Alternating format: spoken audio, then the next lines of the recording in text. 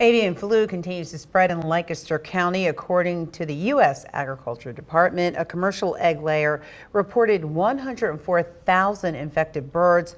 This is the sixth flock in Lancaster County with avian flu since January, infecting nearly 2.5 million birds. That's 10 times more than all of last year. If bird flu continues, egg prices could skyrocket once again. Hi, I'm Eric Finkenbinder from ABC 27. We're excited to announce the new ABC 27 News Plus app. Live stream newscasts or watch content on demand. This is different than the ABC 27 app on your smartphone. You can check this out at home and it's very easy to use. With a Fire Stick, go to the home page, scroll down to search. From there, enter ABC 27. Move over to the apps and there we are.